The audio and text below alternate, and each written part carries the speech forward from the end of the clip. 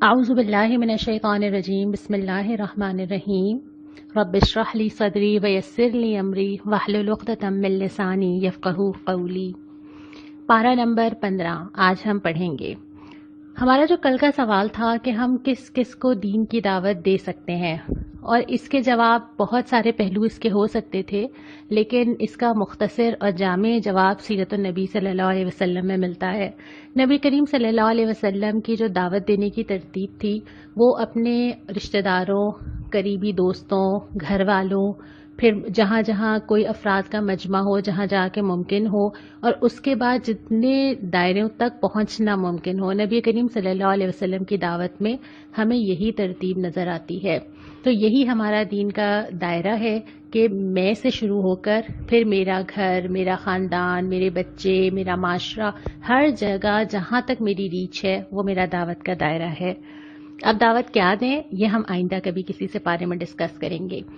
آج ہم جو پہلا ربع شروع کرنے جا رہے ہیں یہ ہے سورہ بنی اسرائیل، اور یہ ہجرت سے 1 سال قبل یہ واقعہ پیش آیا تھا کہ اللہ تعالیٰ اپنے نبی صلی اللہ علیہ وسلم کو معراج کے سفر پہ لے کے گیا تھا، اور یہ یوں تھا کہ آپ صلی اللہ علیہ وسلم حضرت جبرائیل کے ہمراہ براق میں سوار ہو کے پہلے مسجد اقصیٰ پہنچے، انبیاء کے ساتھ نماز پڑھی، پھر عالم بالا کی آپ صلی اللہ علیہ وسلم کو سیر کروائی گئی، وہاں بھی بہت جلیل القدر انبیاء ملے، نماز فرض کی گئی، جنت اور دوزخ کی جھلکیاں دکھائی گئیں، اور پھر اسی طریقے سے واپسی پہ پہلے آپ مسجد اقصیٰ پہنچے اور اس کے بعد پھر آپ مسجد الحرام پہنچے۔ اس واقعے کا ذکر اللہ تعالیٰ نے یہاں پہ کیا ہے کہ نبی صلی اللہ علیہ وسلم کو یہ چیزیں دکھائی گئیں تاکہ ان کے لیے نشانی ہو، ان کا ایمان مضبوط ہو، اور اللہ تعالیٰ اپنے نبیوں کو اس طرح کی نشانیاں دکھایا کرتا ہے۔ اس کے بعد پھر روئے سخن مرتا ہے، پہلے تو بنی اسرائیل سے مختصر سا خطاب کیا جاتا ہے، یاد دلائی جاتی ہیں کچھ باتیں، اور پھر کچھ بنیادی اصول بتائے جاتے ہیں۔ میں نے آپ کے سامنے ذکر کیا تھا کہ یہ جس وقت نازل ہوئی یہ وہ زمانہ تھا جبکہ نبی کریم صلی اللہ علیہ وسلم ہجرت کرنے والے تھے، یعنی آپ کو ابھی شاید خود بھی معلوم نہیں تھا، لیکن اس صورت کے نازل ہونے کے 1 سال بعد جو ہے وہ ہجرت ہوئی تھی۔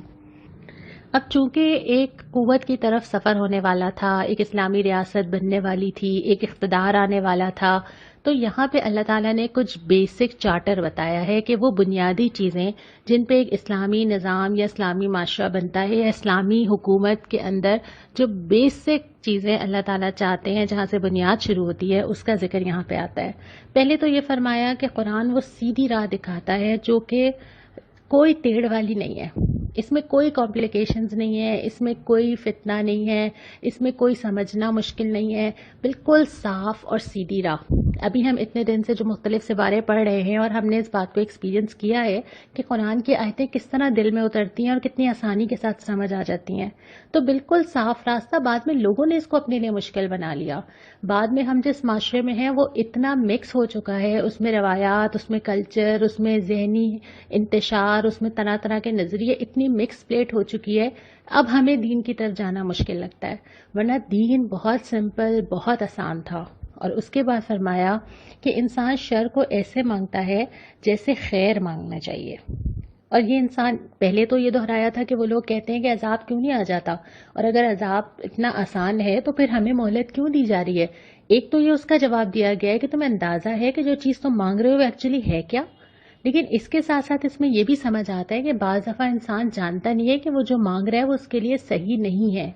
کبھی کبھی وہ چیز کو اپنے لیے بہتر سمجھتا ہے اور کئی سال بعد وہ سوچتا ہے کہ اچھا ہی ہوا، اس وقت میرے لیے شاید یہی بہتر تھا۔ تو جو انسان مانگ رہا ہے اللہ بہتر جانتا ہے کہ اس کے لیے خیر کیا ہے اور اس کے لیے شر کیا ہے۔ اس کے بعد فرمایا کہ کوئی بوجھ اٹھانے والا کسی دوسرے کا بوجھ نہیں اٹھائے گا۔ جو اعمال ہم نے خود کیے ہوں گے، اس کا یہ مطلب قطعاً نہیں ہے کہ ہم جو اپنے پیچھے صدقہ جاریہ یا عذاب جاریہ یا کوئی رواج شروع کر دیتے ہیں، اس کا یہ مطلب نہیں ہے، بلکہ اس کا مطلب یہ ہے کہ آپ کسی اور کو اپنی غلطی پہ بلیم نہیں کر سکتے، یعنی اپنے گناہ کو آپ کسی اور کے سر نہیں ڈال سکتے۔ اور دوسری بات یہ کہ ساری دنیا جو بھی کر رہی ہو، ہم بجائے دوسروں کو پوائنٹ آؤٹ کرنے کے پہلی رسپانسبلٹی یہ ہے کہ ہم اپنے اوپر تو نظر ڈالیں کہ ہمارے اندر جو چیزیں ٹھیک ہونے کی ضرورت ہے، ہمارے اندر کیا کیا چیزیں ہیں جو کہ اسلام کے مطابق نہیں ہیں۔ اس کے بجائے ہماری پہلی نظر جاتی ہے دوسروں کے اوپر۔ جب ہم آیتیں بھی پڑھتے ہیں تو کبھی کبھی یہ ہوتا ہے کہ ہم سوچتے ہیں واقعی لوگ کیسے ہوتے ہیں، واقعی میں نے ایسے لوگ دیکھے ہیں. اور جب ہم منافقین کا ذکر پڑھتے ہیں، جب ہم ایسے لوگوں کا کہ جو دنیا میں مگن ہیں، ہم اپنے ذہن میں کچھ شکلیں یاد کر لیتے ہیں کہ ہاں شاید اس کی بات ہو رہی ہے. اصل میں تو وہ ہر چیز خدا نخواستہ میرے اوپر بھی فٹ ہو سکتی ہے. تو پہلی نظر جو تنقیدی جانی چاہیے وہ اپنے اوپر جانی چاہیے. اس کے ساتھ ساتھ یہ بھی تھا کہ ہر انسان کا شگون اس کے گلے میں لٹکا ہوا ہے. جیسے ہم قیدیوں کی پکچرز دیکھتے ہیں نا، جن کے گلے میں ان کے نام کا تختہ لگا ہوا ہوتا ہے، ایسے جو ہے وہ سمبلائز کیا اللہ تعالیٰ نے کہ ہر انسان کے گلے میں لگا ہوا ہے کہ وہ کیا کر رہا ہے اور وہ آگے کیا پانے والا ہے. چاہے وہ دنیا کے اندر ہو، چاہے وہ آخرت کے اندر. جو وہ آج بو رہا ہے نا، وہ خود ہی اس نے کاٹنا ہے. تو اپنا خود ہی وہ اپنی زندگی اور اپنی آخرت اپنے ہاتھوں سے لکھ رہا ہے. پھر اس کے بعد یہ فرمایا کہ آخرت اور اس کے لیے جیسی کوشش کرنی چاہیے، کیا واقعتاً ویسی کی جا رہی ہے؟ ہم دنیا کے لیے کتنی کوشش کرتے ہیں اور ہم آخرت کے لیے کتنی کوشش کرتے ہیں؟ دنیا ایک ایسی چیز ہے جو ہمیں یہ بھی نہیں معلوم کہ اس نے کب ختم ہو جانا ہے نا. ہمارے پاس اس کا کوئی لمٹ نہیں پتا ہمیں کہ ہمارے پاس 1 گھنٹہ ہے یا 1 سال ہے یا 10 سال ہے. لیکن اس لمیٹڈ ٹائم کے لیے بھی ہمیں کتنا کچھ کرنا پڑتا ہے. دنیا میں آپ جو ایک ڈگری حاصل کرتے ہیں، گریجویٹ کرتے ہیں، ماسٹرز کرتے ہیں، تو اس کے لیے اپنی زندگی کے اگر آپ نرسری کلاس سے کاؤنٹ کریں تو آپ شاید اپنی زندگی کے 20 سال یا 22 سال لگا دیتے ہیں. لیکن قرآن کا ایک دفعہ پورا ترجمہ کتنے سال لگے ہمیں پڑھنے میں. اور اگر ہم سیرت کی بات کریں اور اگر ہم حدیث کی صرف صحیح بخاری کی بات کر لیں تو ہم نے اپنی زندگی میں کیا اس کو کمپلیٹ کر لیا ہے؟ کر لیا ہے تو بہت اچھی بات ہے، لیکن نہیں کیا ہے تو ہمیں اس کو دیکھنا چاہیے کہ ہمارے دنیا اور آخرت میں ٹائم، وقت، پیسہ لگانے کا تناسب کیا ہے. اس کے بعد ایک بہت اہم چیپٹر آتا ہے اور یہ تقریباً آیت نمبر 22 سے لے کے آیت نمبر 38 تک آتا ہے. اسلامی نظام زندگی کے بنیادی اصول. جو یہ عمارت کھڑی ہوتی ہے نا، جو ہم نے پچھلے سے بارے میں پڑھا تھا کلمہ طیبہ کی بنیاد پر، جس سے لوگوں کو فائدہ ہی فائدہ ہوتا ہے، اس میں یہ بیسکس ہیں. اس میں پہلی چیز کیا ہے؟ اللہ کے سوا کسی کی عبادت نہ کرو. والدین کے بارے میں، والدین سے حسن سلوک کرو، اف تک نہ کہو، جھڑک کے بات نہ کرو، نرمی سے بات کرو اور ان کے لیے دعا کرو کہ اللہ تو ان پر رحم کر جیسے انہوں نے مجھ پہ رحم کیا تھا. پھر ذکر آتا ہے رشتہ داروں کو، مسکینوں کو، مسافروں کو ان کا حق دو. پھر آتا ہے کہ فضول خرچی نہ کرو، اور اگر تم کسی کی مدد نہ کر سکو تو نرمی کے ساتھ جواب دو. اس کے بعد اولاد کو افلاس کے ڈر سے قتل نہ کرو. ہم نے پہلے بات بھی کی تھی نا کہ اپنی اولاد کو خود لمٹ کر دینا یا کوئی بھی ایسا طریقہ اختیار کرنا کہ جس سے اولاد کی تعداد کو کم کیا جا سکے، صرف اس وجہ سے کہ ہم افورڈ نہیں کر سکتے. اللہ تعالیٰ کو یہ ریزن اللہ تعالیٰ کے ہاں قابل قبول نہیں ہے، کیونکہ رازق تم نہیں ہو، رازق اللہ تعالیٰ ہے. اس کے بعد ہے کہ زنا کے قریب بھی نہ جاؤ. قریب جانے کا مطلب یہ ہے کہ وہ ساری چیزیں جو اس کی طرف لے کے جا رہی ہوں، اور حدیثوں میں ہمیں اس کی ڈیٹیل ملتی ہے. قتل نفس نہ کرو لیکن حق کے ساتھ، یعنی کسی کو قتل تو نہیں کیا جائے گا، لیکن جو حق کے ساتھ قتل ہے اس میں جیسے قصاص ہے یا جنگ کے موقع پہ کسی کو قتل کیا جائے یا کوئی ایسی سزا ہے، رجم کی سزا ہے، تو اس کے علاوہ پھر قتل کی کوئی اجازت نہیں ہے. یتیم کے مال کی حفاظت کرنا. جو مال کسی سرپرست کے پاس موجود ہے تو وہ اس مال میں سے صرف بقدر ضرورت، اگر وہ ضرورت مند ہے تو لے سکتا ہے، ورنہ نہیں. عہد کی پابندی کرو. اس عہد میں اللہ سے عہد بھی آ جاتا ہے اور اس عہد میں لوگوں کے ساتھ عہد بھی آ جاتا ہے. پھر اس کے بعد ہے ٹھیک ٹھیک تولو. ترازو کو ٹھیک ٹھیک تولو. جس چیز کا علم نہ ہو اس کے پیچھے نہ پڑو. یہ تو ایک ایسی آیت ہے کہ اگر یہ سمجھ آ جائے نا، ہماری معاشرتی زندگی کے آدھے پرابلمز ہی حل ہو جائیں. جو چیز تمہیں نہیں معلوم اس کی ٹو لینا، اس کا پتہ کرنا، اس کو جا کے دیکھنا، اس میں وہ ساری چیزیں شامل ہیں. چاہے آپ وہ سوشل میڈیا پہ جا کے سٹاک کر رہے ہوں، چاہے آپ وہ لوگوں سے جا کے معلومات لے رہے ہوں، یہ تمام چیزیں شامل ہیں. جس چیز سے آپ کا کوئی کنسرن نہیں ہے اس چیز کے پیچھے پڑ کے اس کو معلوم کرنا، اس کے بارے میں بات کرنا، یہ صورت اس کی کوئی اجازت نہیں ملتی، جس سے بہت سارے مزید پرابلم شروع ہوتے ہیں. اس کے بعد یہ کہ زمین پہ اکڑ کے نہ چلو، کیونکہ تمہاری طاقت تو ہے نہیں. کیا کر سکتے ہو زمین کے اندر؟ ابھی ہم نے جو کل ساری چیزیں پڑھی تھیں سورہ رعد میں بھی اور اس سے پہلے، کہ تمہارے ہاتھ میں ہے کیا؟ تمہیں تو کچھ نہیں پتا کہ سسٹم کیسے کام کر رہا ہے. جو چیزیں تم استعمال کر رہے ہو تمہیں ان کا فنکشن بھی نہیں پتا، تم ان کو روک بھی نہیں سکتے، تم ان کو بدل بھی نہیں سکتے، تو کس بات پہ زمین میں اکڑ کے چلنا. اور اس کے بعد آخر میں فرمایا کہ ان امور میں ہر ایک کا برا پہلو تیرے رب کے نزدیک ناپسندیدہ ہے. یہ جتنی چیزیں یہاں پہ گنوائی ہیں، اگر آپ اس کو اوور آل دیکھیں، اس میں عبادات بہت کم ہے. عقیدے سے بات شروع ہوتی ہے اور اس کے بعد عام طور پہ تو بہت سی جگہوں پہ ہمیں نماز، روزہ، حج، زکوٰۃ نظر آیا تھا. یہاں پہ جتنی چیزیں ہیں وہ معاشرتی نظام کی ہیں، لوگوں کے ساتھ معاملات، لوگوں کے ساتھ میرا برتاؤ، میرے والدین کے ساتھ، رشتہ داروں کے ساتھ، مسافروں کے ساتھ، اور اس کے بعد یہ کہ میری پرسنالٹی، یعنی سچ بولنا، کسی سے وعدہ کیا ہو تو اس کو پورا کرنا، بہت چیزوں کے پیچھے نہ پڑنا، یہ ساری چیزیں. فضول خرچی، جو میں نے بیچ میں ایک نقطہ مس کیا ہے نا، کہ نہ بخل ہو نہ فضول خرچی ہو، یعنی خرچ کرنے میں بھی اعتدال ہو. تو ایک پوری پرسنالٹی کا نقشہ کھنچتا ہے اس کے اندر، اور اس پرسنالٹی کے کرائٹیریا پہ اترنا کوئی آسان بات ہے؟ یہ ہم سب کے لیے کتنا مشکل ہے کہ اگر ہم اس میں سے ایک ایک چیز کو لیتے چلے جائیں اور اپنے آپ کو نمبر دیتے چلے جائیں.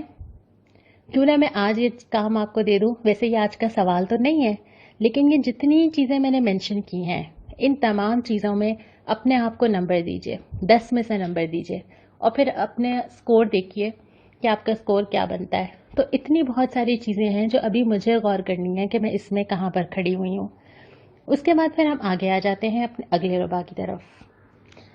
دوسرا ربع جو ہے، اس میں بھی وہی مختصر سبق ہیں جو ہم تھوڑا سا جلدی کرتے ہیں کیونکہ آگے انشاءاللہ ہم نے سورہ کہف شروع کرنی ہے. کہ کوئی چیز ایسی نہیں ہے جو اللہ کی حمد نہ کری ہو، مجھ سمیت، آپ سمیت، چاروں ناچار.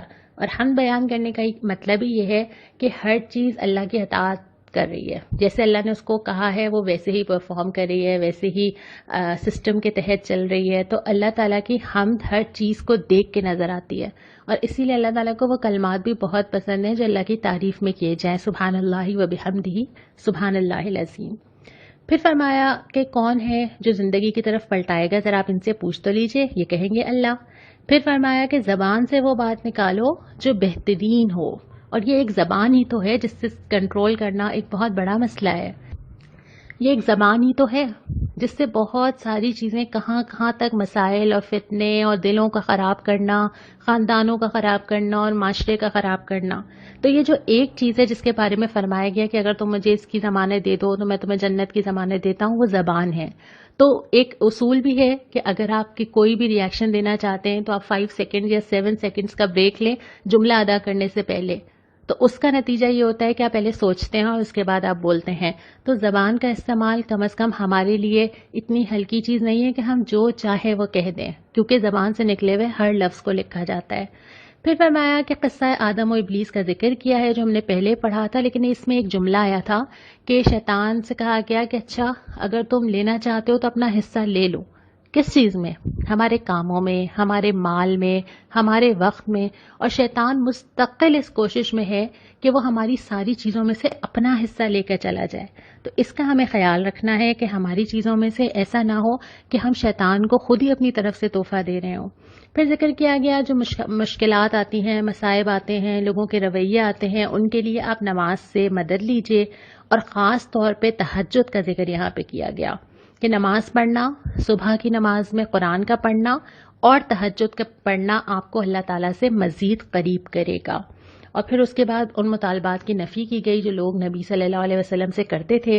نشانی لے آئیے، آسمان سے کچھ اترے، عذاب کیوں نہیں آ جاتا، کوئی ان یوزول سی چیز آ جائے کہ ہمیں فوراً پتہ چل جائے کہ آپ حق پر ہیں، فرشتہ آ جائے، کتاب تختیوں پہ لکھی ہوئی آ جائے. ان کے تمام مطالبات کا ذکر کر کے اس کی نفی کی گئی ہے کہ یہ پہلے بھی ہوتا رہا ہے، اور جنہوں نے نشانیاں سامنے بھی دیکھ لی انہوں نے بھی مان کے نہیں دیا. تو آپ ان باتوں پہ پریشان نہ ہو. اسی پارے کے جب تیسرے ربع کی طرف جاتے ہیں تو بالکل ابتدا میں ہی 1-2 آیات کے بعد ہی سورہ بنی اسرائیل مکمل ہو جاتی ہے.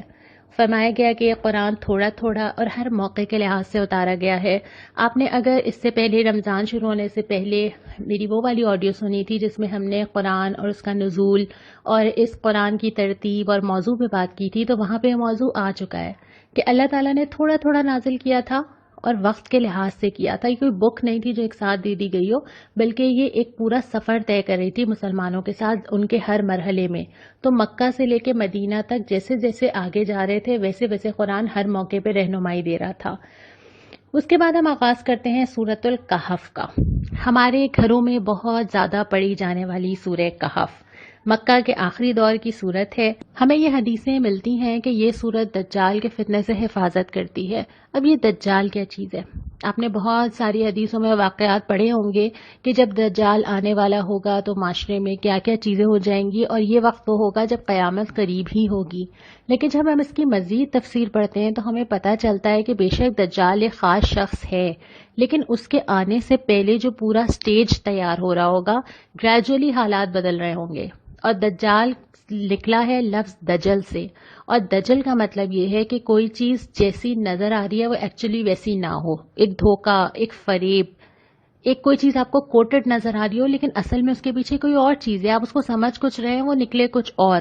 تو دجل سے لے کے پھر دجال کا لفظ نکلا ہے. تو وہ جو ایک پورا سیٹ اپ بن رہا ہوگا دجال کے آنے سے پہلے، وہ معاشرے میں یہ صورتحال ہوگی کہ لوگوں کو سمجھ ہی نہیں آ رہا کہ اس میں صحیح کیا ہے اور اس میں غلط کیا ہے.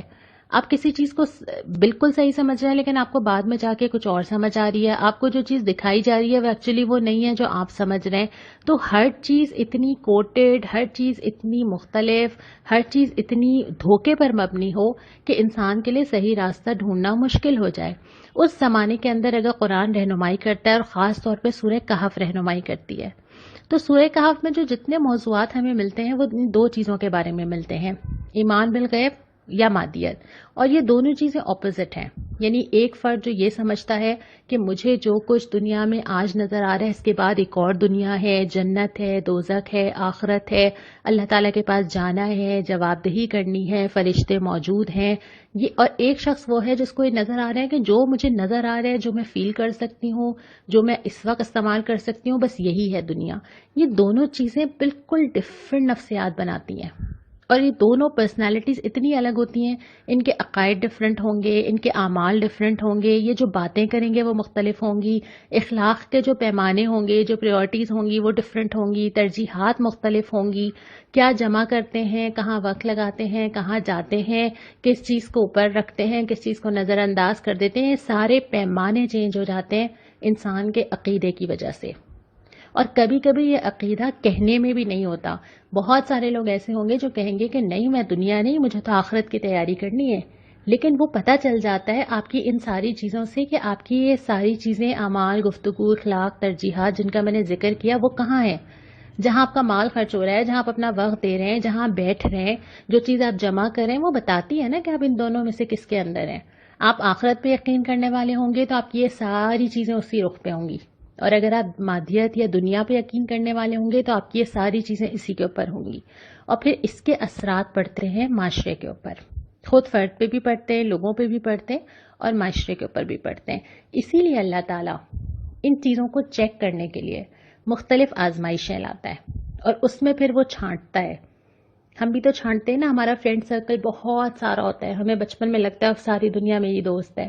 پھر ہم بڑے ہوتے جاتے ہیں، وہ سرکل محدود ہوتا جاتا ہے، مشکل وقت آتے ہیں، لوگوں پہ ٹرسٹ کرتے ہیں، دھوکے کھاتے ہیں. آہستہ آہستہ ہمیں پتہ چلتا ہے، اور ایک ٹائم زندگی کا ایسا آتا ہے کہ اگر آپ کے پاس 2 سے 3 اچھے دوست مخلص موجود ہیں تو اللہ تعالیٰ کی بہت بڑی نعمت ہے. تو یہ لوگ شارٹ لسٹ ہم کیسے کرتے ہیں؟ اسی وقت پہ، مشکلات پہ، آزمائشوں میں، ہمارے ساتھ کام آنے کے موقع پر. تو اللہ تعالیٰ بھی اپنے لوگوں کو شارٹ لسٹ کرتا ہے، اللہ تعالیٰ چھانٹتا ہے ان طریقوں سے. تو جو بڑی بڑی آزمائشیں آتی ہیں جس میں انسان کا عقیدہ چیک کیا جاتا ہے، وہ ان 4 میں سے ایک ہوتی ہے جو سورہ کہف میں ذکر ہے. ایک تو یہ کہ انسان کا عقیدہ کتنا مضبوط ہے، اس کا یقین کیا واقعی اس کے دل میں راسخ ہے. دوسری بات یہ کہ اس کا مال، جس سے اس کو بہت محبت ہے. تیسری بات یہ کہ اس کا علم اس کو کہاں لے کے جا رہا ہے.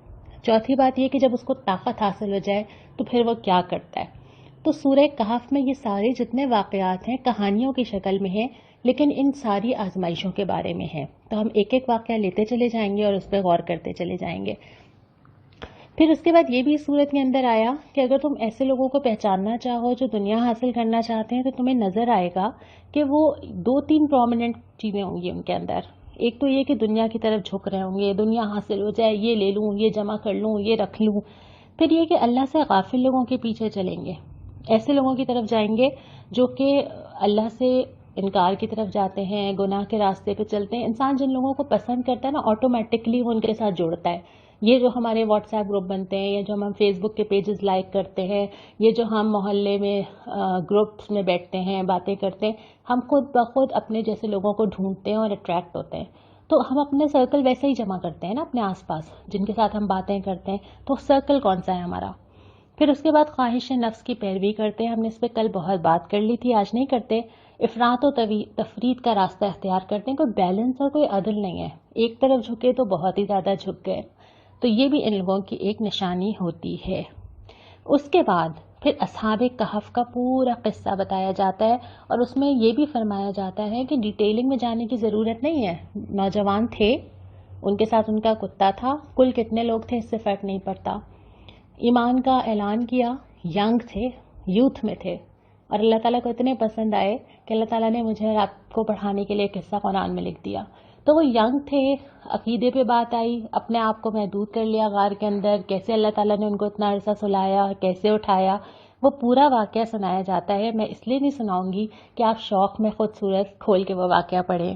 ان کو اللہ تعالیٰ نے عقیدے سے آزمایا کہ اعلان تو کر دیا ایمان کا، اب جب سامنے سے مشکلات آئیں گی، آزمائش آئے گی، لوگ منع کریں گے، لوگ پتھر ماریں گے، تو پھر اس عقیدے پہ جمنا کتنا مشکل کام ہے.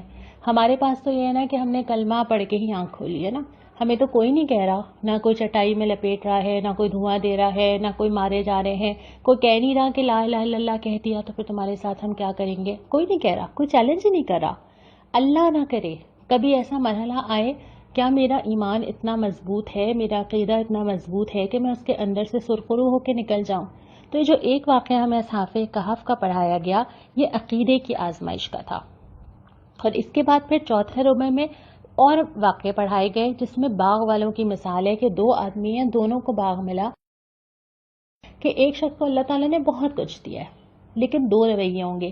ایک کہے گا میں نے کمایا ہے، میری عقل مندی، میری سمجھداری، میری پلاننگ، دیکھا میں نے کیا کیا. اور دوسرا کہہ رہا ہے کہ نہیں، ماشاء اللہ کہو اور اللہ کا شکر ادا کرو کہ اللہ تعالیٰ نے دیا ہے. اور پھر اس رویے کا نتیجہ یہ ہوتا ہے کہ اللہ نے جب چاہا لے لیا. اور یہی ہمارے ساتھ ہوتا ہے نا، ہماری پلاننگز کیا ہوتی ہیں اور پریکٹیکلی ہمارے ساتھ ہوا کیا ہے. تو یہاں پہ جس آزمائش کا ذکر ہے وہ مال کی آزمائش ہے. اور پھر تبصرہ یہ کیا ہے کہ دیکھو یہ مال اور اولاد تو دنیا کی زندگی کی زینت ہیں. اس سے یہ ثابت نہیں ہوتا کہ کون اوپر ہے کون نیچے ہے، اس سے فرق نہیں پڑتا. اصل میں کیا چیز بہتر ہے؟ وہ نیکیاں جو تمہارے رب کے پاس ہیں، جو تمہیں لے کے جانی ہے، جو تم جمع کر رہے ہو. اور پھر آخر میں تو اللہ کے پاس ہی جانا ہے نا. پھر اللہ کی پکڑ ہے، پھر آخرت بھی ہے، پھر جواب دہی بھی ہے، پھر کھڑے بھی ہونا ہے، اور پھر بتانا بھی ہے کہ کیا لے کر آئے ہو. ابھی یہ سورہ کہف جاری ہے، اس پہ ایک مجموعی بات ہم کل بھی کریں گے. اس پارے کی آخری 15 آیات میں نے آج چھوڑی ہیں کیونکہ ایک نیا واقعہ شروع ہو رہا ہے جو کہ پھر اب 16ویں پارے میں چلے گا، تو ہم انشاءاللہ تعالی وہاں سے دوبارہ آغاز کریں گے. یہاں پہ ہم پارہ نمبر 15 مکمل ہی سمجھتے ہیں، لیکن جو سوال مجھے آج آپ سے کرنا ہے وہ یہ ہے کہ سورہ کہف میں اللہ تعالیٰ نے کون سی 6 چیزوں کی ہدایت کی ہے جن پہ عمل کر کے انسان دجال کے فتنے سے بچ سکتا ہے. اس کے بعد دعا کے اوپر آ جائیں. سورہ بنی اسرائیل میں آج 2 دعائیں آئی تھیں. ایک دعا یہ آئی تھی آیت نمبر 24 میں کہ اپنے والدین کے لیے دعا مانگو کہ اللہ ان پہ رحم کرے جیسے انہوں نے بچپن میں تمہارے اوپر رحم کیا تھا اور تمہارا خیال کیا تھا. اور دوسری دعا آیت نمبر 80 میں ہے. نبی کریم صلی اللہ علیہ وسلم کو یہ دعا اس وقت سکھائی جا رہی ہے جب آپ ابھی مدینے تشریف لے جائیں گے. ابھی وہ وقت آیا نہیں ہے، لیکن دعا کے ذریعے میسج دیا جا رہا ہے کہ یہ چیزیں بہت امپورٹنٹ ہیں کہ آپ جہاں پر بھی ہوں سچائی کے ساتھ ہوں، اور آپ کہیں پر بھی جائیں، کوئی بھی حالات ہوں، کوئی بھی آسانیاں ہوں، مشکل ہوں، کوئی ملک ہو، کوئی زمین ہو، آپ کے اندر راست روی اور سچائی ہونی چاہیے. اور دوسرا یہ کہ اقتدار کو بھی نعمت کے طور پہ مانگیں اللہ تعالیٰ سے، کیونکہ اقتدار کے ذریعے آپ قرآن کو نافذ کر سکیں گے. قرآن کے کتنے سارے احکامات ہیں جو اقتدار کے بغیر نافذ ہو ہی نہیں سکتے. اس لیے یہ دعا بھی سکھائی گئی کہ اللہ کے نبی کو کہ آپ یہ بھی مانگیے تاکہ آپ قرآن پہ مکمل عمل کر سکیں. اسی دعا کے ساتھ ہم آج مکمل کرتے ہیں. کہو اے پروردگار، مجھ کو جہاں بھی لے جا سچائی کے ساتھ لے جا، جہاں سے نکال سچائی کے ساتھ نکال، اور اپنی طرف سے ایک اقتدار کو میرا مددگار بنا دے. انشاءاللہ کل ہم سورہ کہف مکمل کریں گے. السلام علیکم ورحمۃ اللہ.